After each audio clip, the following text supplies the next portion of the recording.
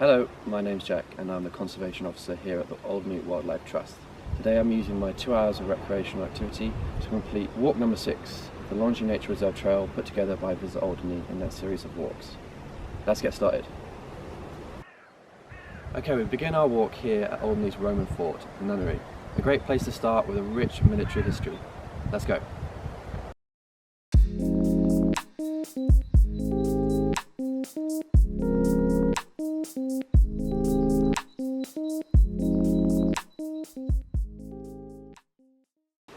We now find ourselves in the middle of Longis Common. Behind me is Manu Pond and Longis Bird Hide.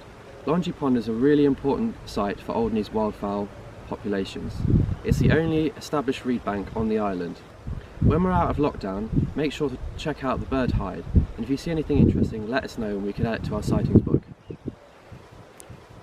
We've now come over to one of the grazing plots here on the common.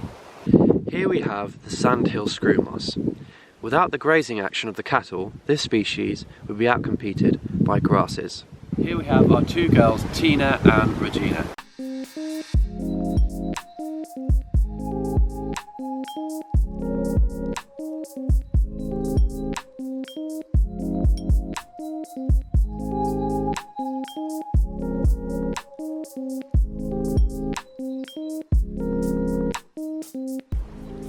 We're now on top of Mannequin. Try and spot the beautiful flowers of gorse.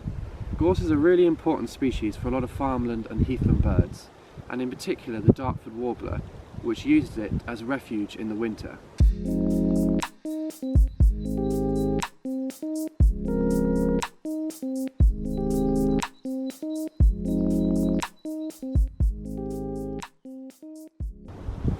Our next spot is the Odeon. You're not going to miss this one. It's a 5-storey naval rangefighting tower built under the Nazi occupation.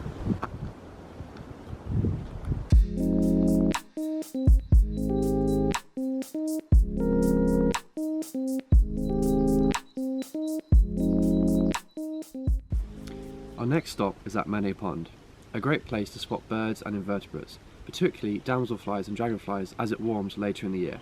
Once we're out of lockdown, make sure to check out the bird hide as a great place to spot birds and invertebrates alike.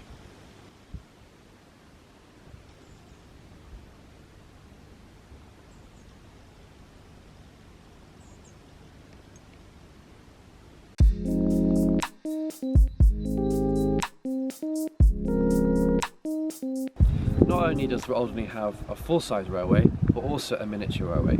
Back in 2018, on behalf of Alderney's Railway Society, Stuart Heath began refurbishing this site. With help from Bridget McEwen and Andy Milam, they've painstakingly put together and reassembled the track. The site can be booked for private birthdays and is open during the summer in conjunction with a full-size railway.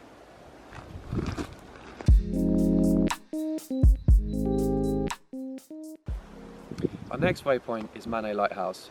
Built in 1912, it's now fully automated. Let's go and have a closer look.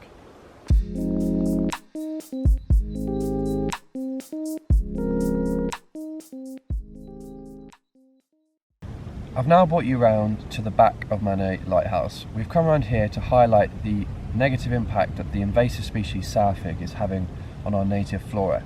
As you can see here, it forms these huge dense mats, very thick, that creates a monoculture and drowns out the native species of vegetation we have here.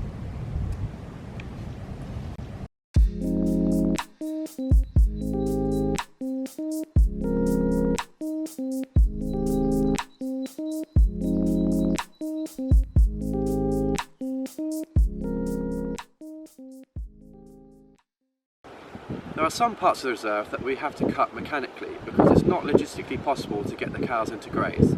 Here's a great example, and we can see that the grass has become really dense and it's preventing other plants from establishing in the area. Once we cut this mechanically, we should see the beautiful green-winged orchid and the small flowered catchfly established here.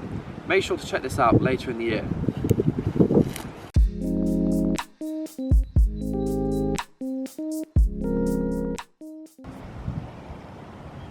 Our next waypoint is the trench system close to Hume Herbe Fort.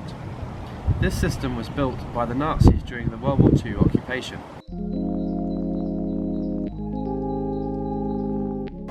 you check along the coastline, you might see the Channel Island endemic plant, Alderney sea lavender.